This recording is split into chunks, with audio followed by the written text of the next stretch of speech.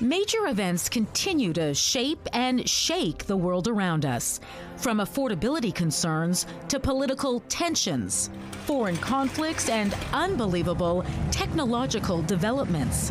But today, we're looking back on some of the other notable stories that happened this year.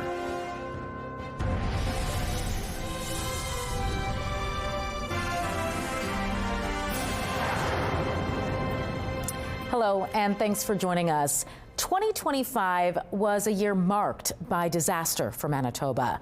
Wildfires tore across our province, consuming more than 2 million hectares of land. Thousands of people were displaced, homes were destroyed, and tragically, 2 people lost their lives. Amid such calamity, one is reminded of the powerful words of the late Mr. Rogers. When I was a little boy and something bad happened in the news, my mother would tell me to look for the helpers. You'll always find people helping, she'd say. And I've found that that's true. In fact, it's one of the best things about our wonderful world. And indeed, the helpers were out there. This year, we brought you the stories of search and rescue teams who selflessly rushed to the front lines to search for people who may have been trapped. Fire crews, some from across Canada and others from as far away as New Zealand and Mexico, who left their families to battle the blazes. Legions of volunteers who raised money, collected supplies, and cooked and delivered food for evacuees. And those who took care of the animals. Some nurtured wildlife back to health or took care of pets when their owners were unable to. And in many cases, the work could only begin once the fires receded. And as CTV's Joseph Bernacki found out in June, there were even helpers ready to go when that time came. We thought it would have melted. I did lose my wedding rings, but they found that ring. That was really significant. Erin Sleva Banville and her husband lost nearly everything in the devastating May wildfire. So when a volunteer cleanup crew found a ring in the rubble of their home, she said it was a miracle. But even more than that, the team's hard work made all the difference. You can see what they did. It was a tremendous savior to us. Christian Aid Ministries Canada showed up for the couple and their neighbors without even being asked. The nonprofit organization has 4 rapid response teams across the country, pressed into service where they are needed. It's a very small thing we could do to help them on to the next step, you know, and give some hope and encouragement in their life. And help the Wendigo Road residents they did. This was the scene back in May, just after the fire ripped through the community. And here it is this week. As Brad Wood says, the rapid response team cleared away hundreds of pounds of scrap. It's been an insurmountable task, and the gratitude by the community is just unbelievable for what they've done. Wood says they expected more help from the RM of Lac du Bonnet, and on top of losing everything, felt neglected before the ministry stepped in. I felt that we were left out by this, and we were just very fortunate for the ministry's help. Lauren Schinkel, Reeve for the RM of Lac du Bonnet, said the RM is applying for money for recovery. The RM has hired a contractor to remove hundreds of burnt trees, but it will all take time. There's all of these moving parts here, and we just ask for some patience too from the residents. He said insurance companies advised the RM to take a step back in the immediate remediation based on secondary health risks that may need special care. This was purely an environmental issue where there was information received from the insurance companies who have specialists that need to deal with this type of a remediation. Sleva Banville said now it feels like they are a community again. The neighbors have really rallied, and we've all kind of come together, and it will be a new beginning for everybody. Joseph Bernacki, CTV News, Lac du Bonnet. The recovery in Lac du Bonnet is still ongoing. In a recent conversation with CTV News, Reeve Lauren Schinkel says crews spent the summer and fall replacing culverts, repairing roads, and cleaning up debris. Then there's the human toll. He says some folks have chosen to rebuild their homes while others may not. We're continuing to work with a lot of the residents. I think that, you know, the tremendous loss of their historic properties, family properties, has had a very profound impact on them. I know it's a grieving process. There are those who helped by bringing some sense of normalcy to a situation that's anything but. A Saskatchewan photographer who knows firsthand how devastating wildfires can be still found a way to mark some memorable moments. CTV's Danton Unger brought us that story in September.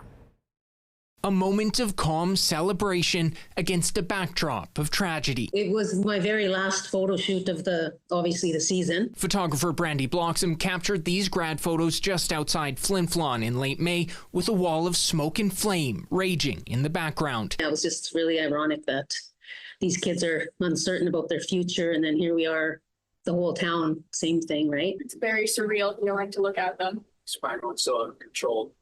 It's such a short amount of time. Graduates Lexi Hines and Patrick Benoit say at the time they didn't think much of the fire, which was still relatively small. It's so surreal to think that tiny little fire that we thought, oh, it'd be really cool, make a really good once-in-a-lifetime opportunity photo background, it contributed to so many losses in the area. Less than 24 hours later, the flames billowed out of control. I was just sitting there on the couch, and then my dad runs into the house.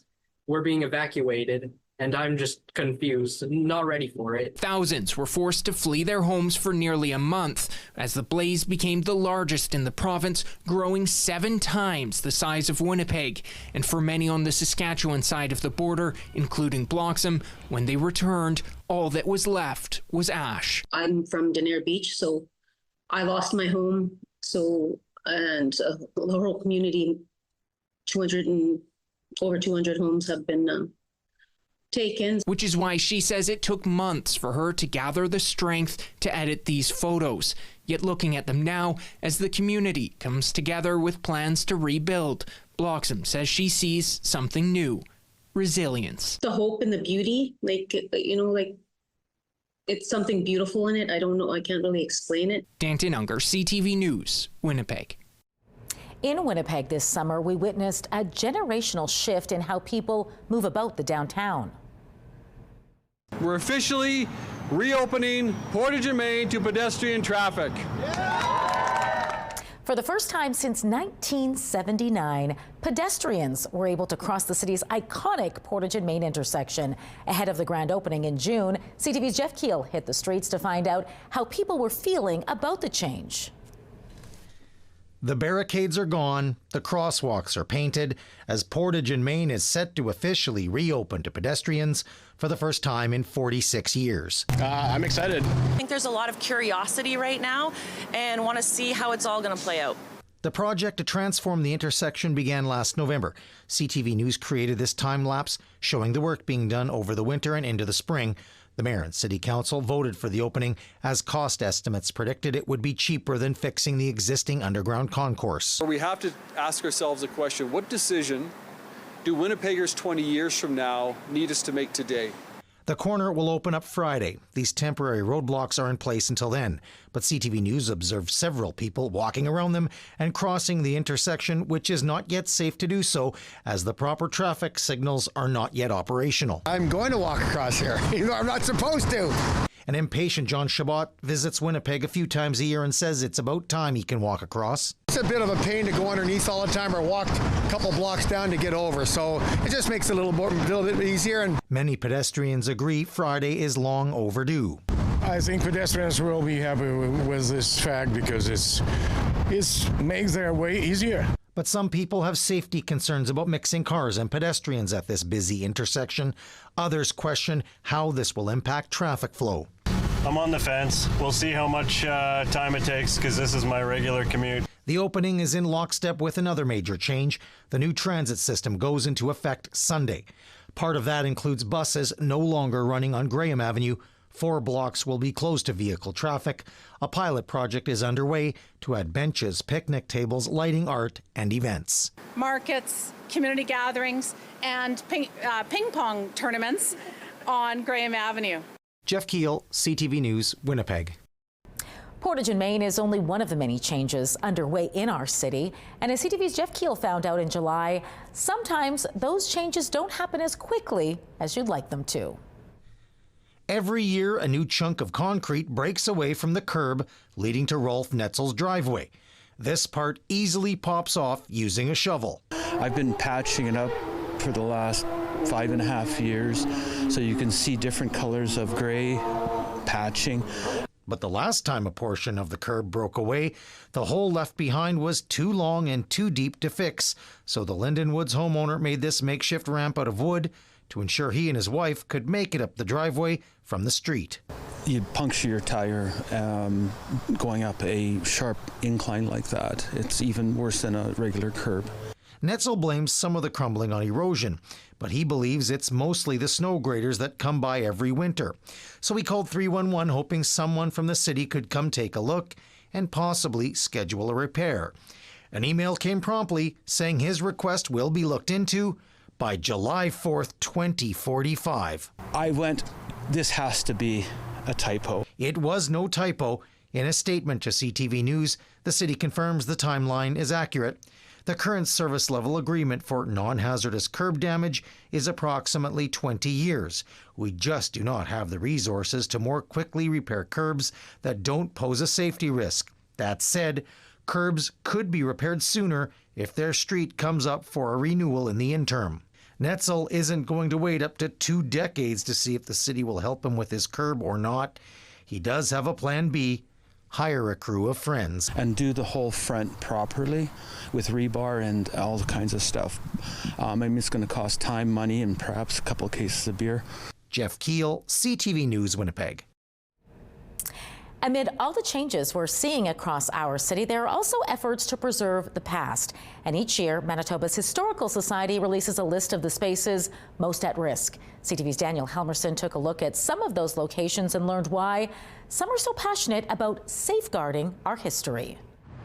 The Peck Building has stood here at the corner of Princess Street and Notre Dame Avenue for more than 130 years. It was first used as a clothing company's warehouse and later became a staple of the city's garment industry. It spoke of a new century and of new hope for Winnipeg in its golden age. But now the historic building sits empty and fenced off, and its future use is unknown. Look at its location. It's in the heart of downtown Winnipeg on major routes. The Peck Building is one of the Manitoba Historical Society's most endangered sites in the province this year. The annual list highlights buildings and structures threatened by neglect or redevelopment. Gail Perry from the MHS says the Peck Building made the list because of its distinct architectural form. The fact that it marries Romanesque architecture, which you see all around the Exchange, but also its addition is Chicago style. Other places, some hiding in plain sight, tell stories of significant importance to Manitoba's growth. They might even think it's some kind of prison because of this big concrete wall around it, and it's not. The Rover Electrical Terminal in North Point Douglas started delivering power from Point du Bois to Winnipeg and beyond back in 1911. This building, in a sense, is the beginnings of electrification of Manitoba. It was only decommissioned by Manitoba Hydro about 5 years ago. The Historical Society's Gordon Goldsborough says the site will likely remain an electrical distribution hub, but worries the building itself is now obsolete. Sooner or later, somebody's going to know, why are we spending all this money keeping this building up? Let's just tear it down and we'll get rid of that liability. He says protecting, restoring, and adapting these types of spaces are keys to preserving Manitoba's history and identity. It gives you insight to how we've got to where we are today so that we can then confront the challenges of the future. Daniel Halmerson, CTV News, Winnipeg. Up next, we take you outside the perimeter. I wasn't nervous walking up, but as soon as you step over the ledge and the dog's on you, your heart rate definitely goes up. Taking man's best friend to new heights. Why these brave dogs and their handlers were going over the edge in Brandon this summer. Plus, what was found inside a box at a rummage sale that forced the evacuation in Victoria Beach. Those stories still ahead. Something big is happening in the small community of Rosenort, and it's getting bigger. This spring, a giant sinkhole opened up, swallowing a road and causing headaches for local drivers and officials. CTV's Joseph Bernacki visited the community earlier this year to find out what was going on. Lonnie Friesen and his wife live just off of Pleasant Valley Road in Rosenort, about 45 minutes southwest of Winnipeg. A slight depression cropped up last week and quickly turned into a full cave-in. I've never seen this happen in my life before, but obviously the power of water is very, very considerable, and it can do things that I would not have guessed. Water levels on the Morris River have caused a culvert to collapse, and the hole keeps getting bigger. You can hear the chunks of dirt falling into the water. You can hear it from 100 or 200 feet away. The roadside disaster is catching the eye of drivers going by. RM of Morris Council met Wednesday morning to talk about what to do and to try to understand what happened. Something happened to the culvert because you can see there's whirlpools, 2 or 3 different whirlpools in here, so that's definitely an indication of culvert failure. Duick says the province said the road falls under municipal jurisdiction and the cost is on them. This could easily become $1 million project by the time everything's said and done. The province confirmed to CTV News that the municipality is on the hook and fisheries may be involved. Friesen says 2 neighbors on the other side of the hole could be cut off from an alternate route around the sinkhole if there is a lot of rain. If we have any kinds of substantial rains, that low level is underwater. So the people caught between this cut and the low level crossing have no way to access their property if it gets muddy. Duick says the water will need to be drained before any work can even be started, and that could take months. Joseph Bernacki, CTV News, Rosenort. Joseph returned to that sinkhole this fall and found it was still growing. At the time, the estimate to fix the situation stood at about $1.2 million and involved multiple levels of government. There was more excitement than usual at Victoria Beach's annual rummage sale this fall. That's because one donation sparked an evacuation and an investigation by a military bomb squad. CTV's Daniel Helmerson brought us that story in September. You never know what you'll find at a rummage sale. You name it, we sell it, and I'm not kidding. It's if you look around here, there's furniture, there's appliances, there's things we don't even know what they are. And those words certainly rang true Tuesday afternoon in Victoria Beach. I went over to the table and I thought, holy smokes, that looks like a bomb. And I picked it up. It was very heavy, and I thought, I don't feel comfortable having it on my table. Volunteers at the beach's community center had been busy sorting through donated items ahead of this weekend's annual sale when Elaine Fletcher and others made the startling discovery. I was thinking, who the heck had that? Where would they find it? Fletcher put the object outside and contacted Victoria Beach Police, who evacuated the community center and surrounding area. I'm not a bomb expert, but obviously safety's number one. Police Chief Mike McKinnon says the Canadian Military Explosive Disposal Unit was called in and they determined the device was a modular practice bomb. 50, 60 years ago, they would drop these bombs in training exercises and the white smoke would indicate where it's at. A spokesperson for 17 Wing says the unit removed the bomb and will deal with it in a safe manner. Chief McKinnon says whoever donated the device likely didn't realize it. There's a lot of history out in Victoria Beach and a lot of old cottages and things like that, and I'm sure the person who dropped it off perhaps was in a box packed in the corner. By Wednesday afternoon, preparation for the rummage sale was back in full swing, though the bomb discovery was still the talk of the town. We didn't even think about it. Like when we were handling it, I didn't think it was going to explode or anything. But the show must go on, and volunteers can't wait for the rummage sale to begin. We do this every year. It's a lot of work, but it's a lot of fun. Daniel Halmerson, CTV News, Victoria Beach. If you want to work with Canada's heavy urban search and rescue disaster response team, you can't have a fear of heights. One way to get over that fear is to face it head on, whether you've got 2 legs or 4. CTV's John Hendricks made a trip out to Brandon to see how it works. It isn't every day that you see a dog rappelling down a 5-story building, but that's exactly what was happening at the Brandon Airport Thursday. And it wasn't just a single dog taking the plunge. A whole pack of dogs, along with their handlers, went over the ledge. I wasn't nervous walking up, but as soon as you step over the ledge and the dog's on you, your heart rate definitely goes up. But you know what? It's all a learning opportunity. And indeed, that's exactly why Canon Wong and other members from Canada's heavy urban search and rescue disaster response teams are in Brandon right now. Okay, little tension. Thursday, teams from Alberta and Vancouver, BC joined the Manitoba team for ongoing training. I truly believe that 98% of people in Canada don't even know we have the capability which we have here. And that includes the capability to drop in to any disaster and search and rescue the victims. This includes from a collapsed building, a scenario the Vancouver team actually encountered in 2022. We had a building parkade, rooftop parkade collapse in Vancouver, and it's where the rooftop parkade collapsed onto a bakery that was underneath, and my canine was actually the one that found the person. Crawling over the rubble of a collapsed building isn't easy for the dog or their handler.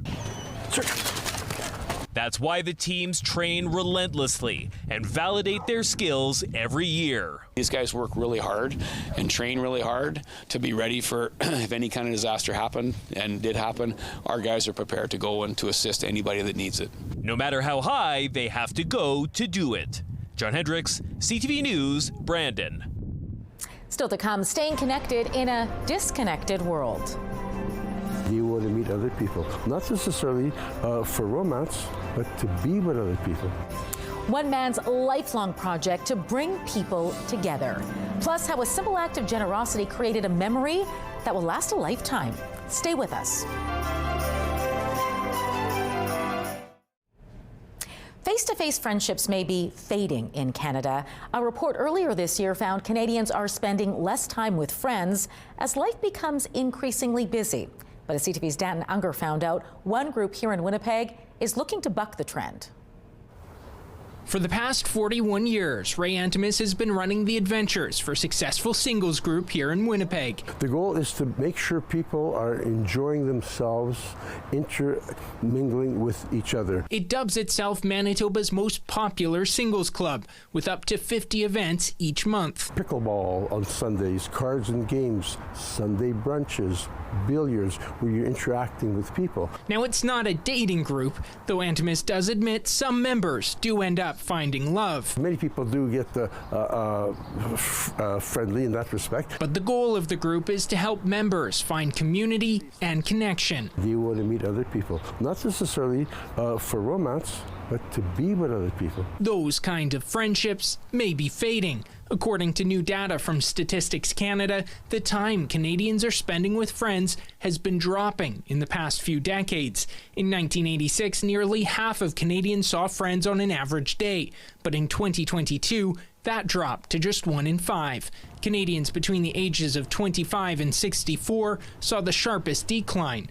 Dalhousie University sociology professor Laura Ermian says life has changed since the 80s, and with the rising cost of living, work often takes priority. If you start to think about the various ways that people might be squeezed for time right now, maybe it's not so surprising that friendship, the most informal, the least obligatory, is the first thing to go. But Antimus says a lack of friendship, or at the bare minimum social interaction, can have big impacts, leading to depression and loneliness. He says the pandemic and social media have only made the problem worse. People need people.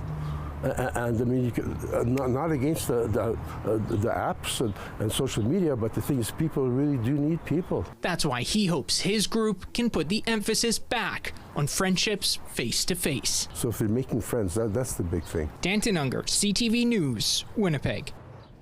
It's been said no act of kindness, no matter how small, is ever wasted. And as CTV's Joseph Bernacki learned, oftentimes it can have a much bigger impact than you ever imagined. A Selkirk resident is sharing a new leaf in the sky thanks to the kindness of 2 ice cutters. It was the most wonderful act of kindness that I've ever experienced. Doreen Lansky looks up at her new Canadian flag, a tradition her family raises up every Canada Day. But over the season, the 40-year-old flag's rope tangled up and her flag tattered in the wind. On Saturday morning, 2 workers saw the flag falling apart and offered to replace it because they used it to navigate. We use your flag every year as a marker, and we come bearing gifts. At that point, they pulled the flag out, and I was just totally blown away. Lansky says she was touched, especially because her husband did the job every year, and he just passed away this December. She gave kudos to the men on social media, and they were shocked to see hundreds of people reacting.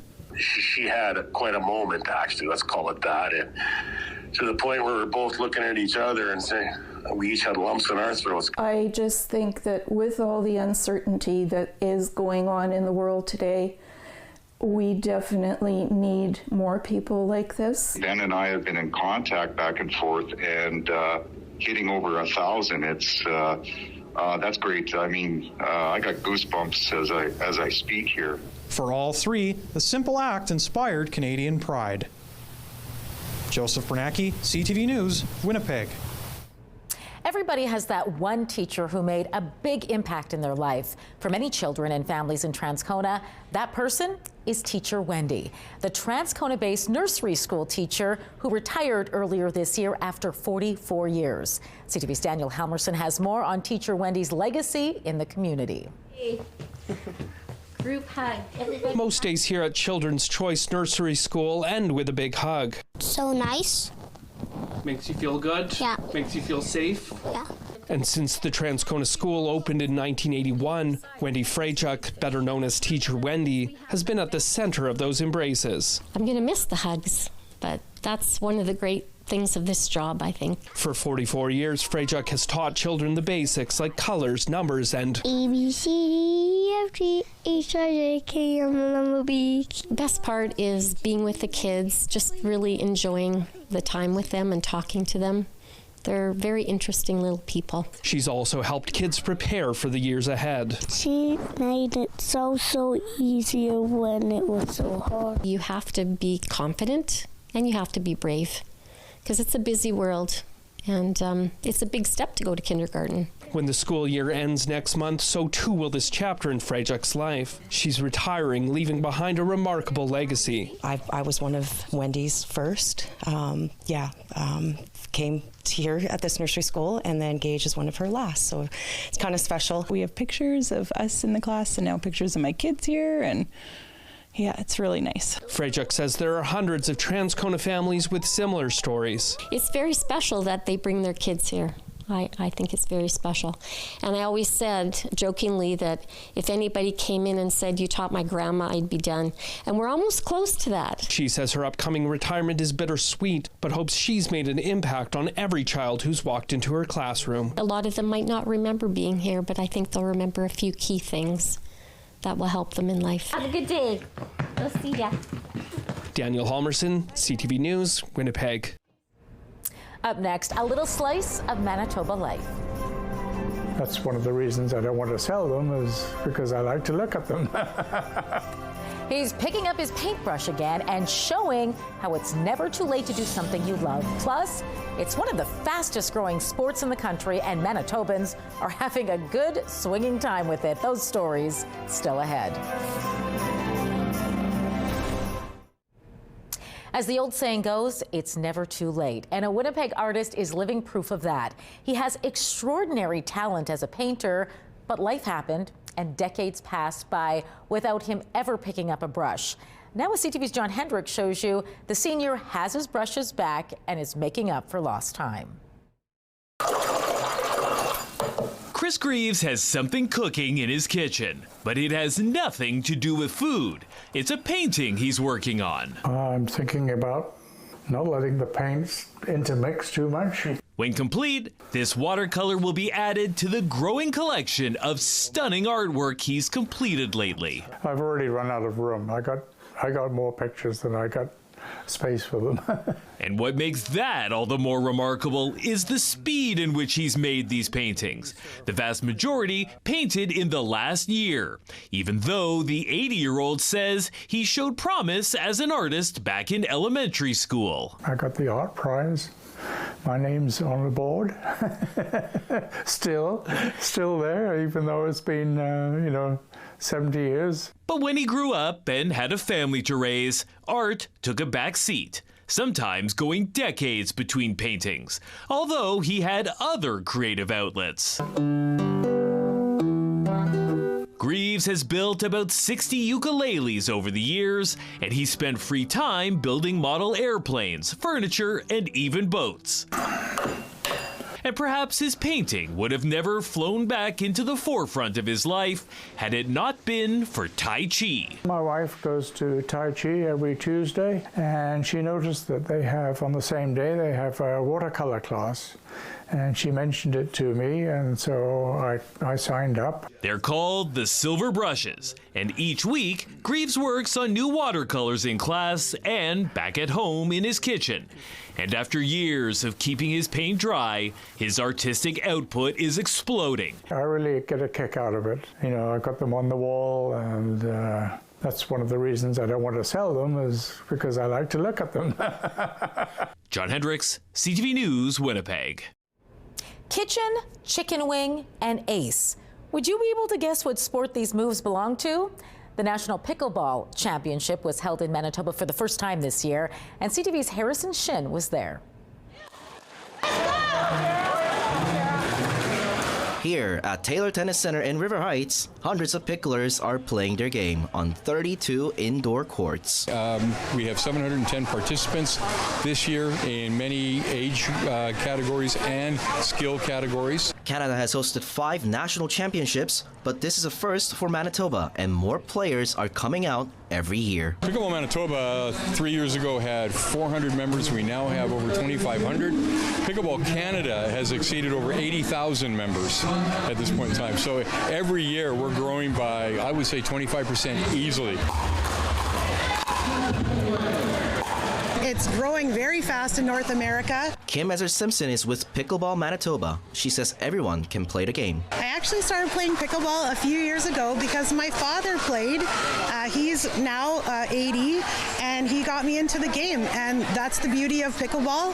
You can play any age, from young to old, and it's just such a fun game. A fun game that she would love to see become an Olympic sport, something shared by both the national and the international pickleball community. That is a little ways away at this time, but we're working hard. All of the Canadian provinces are working hard to make that come to fruition, and I believe that will happen. It's starting. People are having these tournaments. It's coming, and pickleball is here to stay. Lisa Bergson smiles as she recalls her journey into the sport. She walked into a pickleball clinic at Winnipeg Beach 9 years ago. Boy, I was hooked as soon as I hit that first ball. The game suited her as she had just retired. It's easy to learn to play, whereas tennis is a little more difficult for people to get a hang of. So pickleball is a little easier, and it's very social. Harrison Shin, CTV News, Winnipeg. And the sport continues to grow by leaps and bounds. Pickleball Canada says it exceeded 90,000 members as of November, a 30% increase from 2023. Here in Winnipeg, there's no shortage of places to pick up a paddle, including 2 new indoor facilities that opened up just this year. It's a very social sport, and it's been growing rapidly in the sports world, as you know, as everyone's heard of it now. In the last 5 years, I'd say it's gotten very, very popular. Seems like courts can't be built fast enough. Pickle House Assistant Manager J.D. Reed says their facility is booked up nearly every day. He expects even more courts will be opening in the months ahead. Manitobans of a certain generation may recall a TV trivia and general knowledge game show that pitted teams from the province's high schools against each other. It was called Reach for the Top, and a team from Deloraine Collegiate did indeed reach the top as national champs in 1984. What you may not know is a new generation of students are playing it today. CTV's Datin Unger caught up with one local team ahead of the competition. I'm a creation from the Mattel Toy Company and celebrated my 60th anniversary in 2019. Don't know the answer? Just ask the students at Lansdowne School in Winnipeg. Harvey? You're correct. Who are sharpening their trivia skills to compete and reach for the top. It's fun because you get to work with your classmates in a way that you don't do a lot. It's a lot more fun facts and trivia knowledge than things that you would study in class. For nearly 60 years, the national competition has been putting the wits of Canadian students to the test. Always amazed to see the students and their passion for the game, and it's their big competition. National host Ryan Vickers says around 500 schools across the country compete. As simple as pressing the buzzer, if you get the right answer, you get points. It may be simple, but it's not easy. Yes. Cherry. Incorrect. Strawberry. This all started as a game show back in the 60s, airing on CBC with a familiar face at the helm. 15 points for you on that one. Very well done. The late Alex Trebek hosted Reach until the early 70s before moving on to host another game show. This is Jeopardy! Trebek spoke to CTV News W5 back in 2015. You're looking at the future of your country. If the kids come across as bright, personable, humorous, you feel better about the future of your nation. Among those bright and personable kids, two students who would go on to become Canadian Prime Ministers, Kim Campbell and Stephen Harper. Here in Manitoba, it's been 40 years since a local team has taken this trophy home. The 1984 Reach for the Top national champions are from Deloraine Collegiate in the town of Deloraine, Manitoba. We're pretty happy. Grant Bell was on Deloraine's Reach team in 1984. He was just 17 years old at the time. Donna Phil. And he still remembers the winning question. I buzzed in. The question was from the root of what plant is tapioca made? And the answer? Grass, Christopher. You have it right. Bell went on to get a degree in computer engineering and spent 35 years in the field, carrying with him the lessons he learned all those years ago. What I took from Reach for the Top is that, you have to be ready and willing to absorb information, pick up information from wherever you can. I think that was a good takeaway from that, is that you kind of learn how to learn. And that's exactly what the team here at Lansdowne School is doing right now. It's really impressive to watch their knowledge just absolutely grow. You get to have these interactive, you get to interact with other people from other teams, and you get to learn about all these interesting facts. It's a great sense of community. Danton Unger, CTV News, Winnipeg. And although the team from Lansdowne didn't win this year, we're told they did receive a banner for sportsmanship. The Reach for the Top program continues for those in grades 6 to 8, and Coach Dana Linton says it's looking to host the first local tournament sometime in February. Still ahead, stepping back in time on the streets of Winnipeg. The hospitality Winnipeg has showed us has been really second to none. How our city became the backdrop for a retelling of one of the most pivotal moments of the 20th century. Plus, the world says goodbye to the Prince of Darkness, and Winnipeggers reflect on how Ozzy Osbourne's music helped shape their lives. That's next. The world lost some big personalities in 2025, but one in particular left behind a legacy almost as large as the genre of music he helped define. Black Sabbath frontman and godfather of heavy metal Ozzy Osbourne died in July at age 76. And as CTV's Danton Unger found out, in the wake of his death, local fans are cherishing the music he brought to the world. In through the window at the world outside. A tribute to the godfather of heavy metal. Time after time. Winnipeg musician David McLean says Ozzy Osbourne holds a special place in his heart. Ozzy saved my life when I was 14. It was June 8th, 2003, when McLean saw Osbourne in concert. It was the same day his mother died. And I wasn't going to go to the concert because I was so sad that my mom had died. But my Uncle Darren said, Dave, you know what? It's all serendipitous. You should go to the Ozzy Osbourne concert. And ever since, Osbourne's music has brought him closer to his mother. Mama, I'm Coming Home didn't ever sound so good. Osbourne, the frontman of Black Sabbath and so-called Prince of Darkness, died Tuesday at the age of 76, just weeks after his farewell show in the UK. In the wake of his passing, his music has been flying off the shelves at the Into the Music record store. There's a deep sadness and a remorse for really an icon. Greg Tunn says it's not just here in Winnipeg. Suppliers across the country are selling out of Osbourne's music. We saw it with people like Prince, and we saw it with Bowie.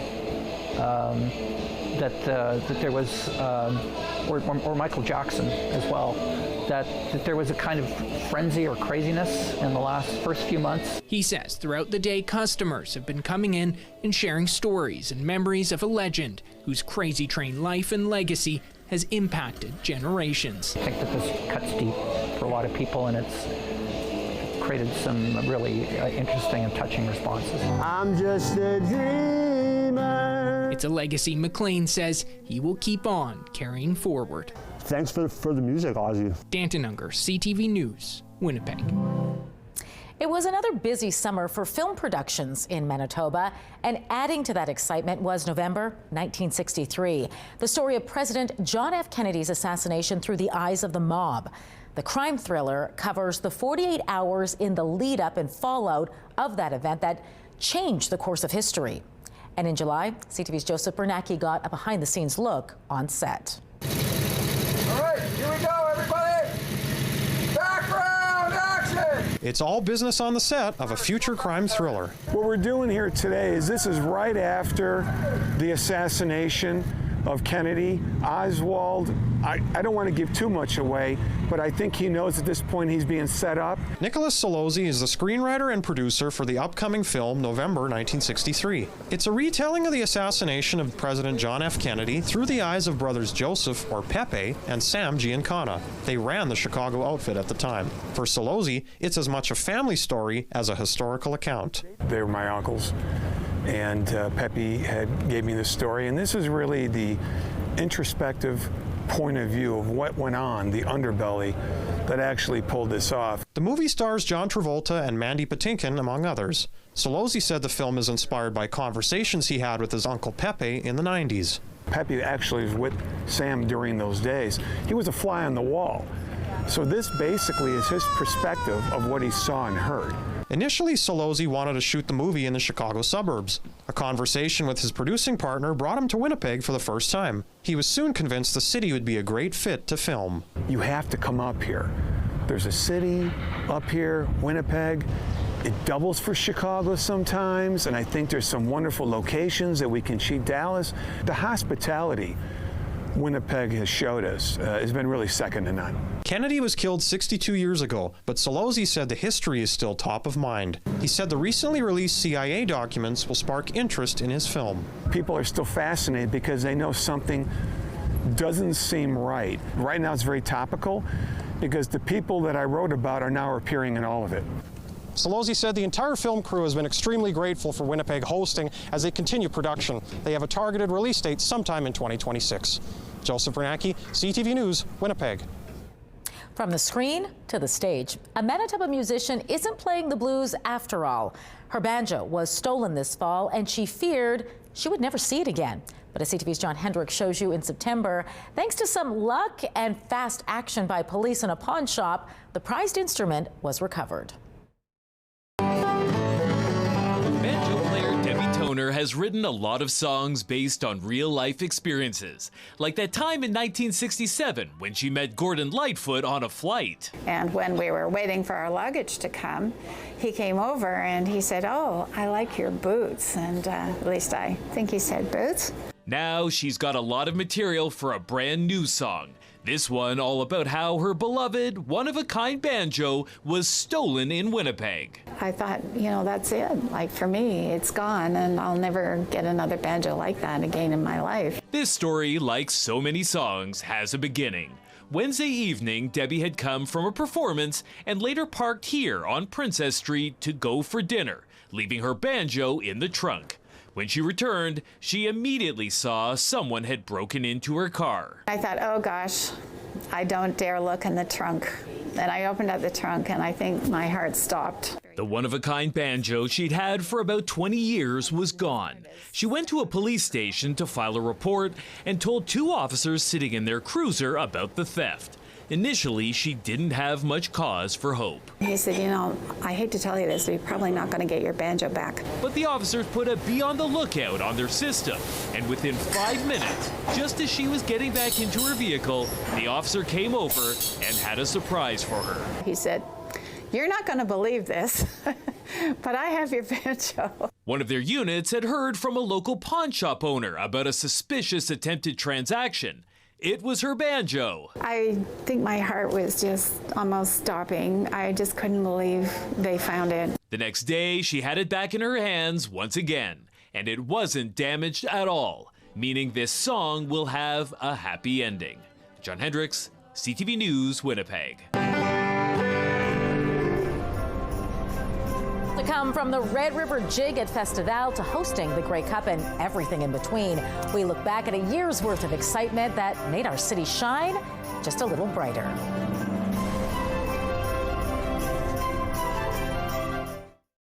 Women's clothing provided by RW & Company. Salon services provided by S&T Spa Salon.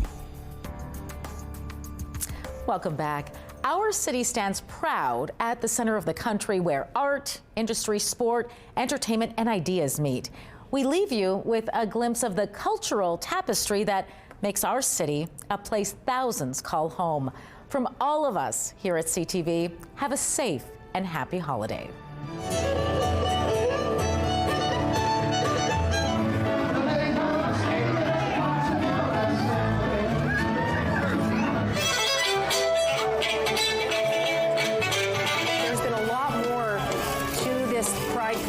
Festival than just the parade itself. This really today is the culmination of the last few days of Pride celebration. But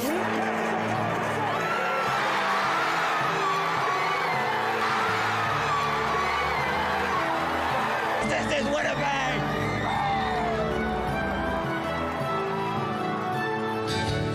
Big birds flying across the sky.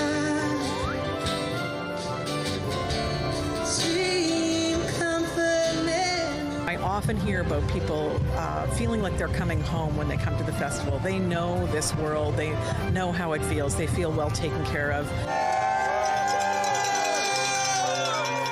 Meeting good people, enjoying a good time.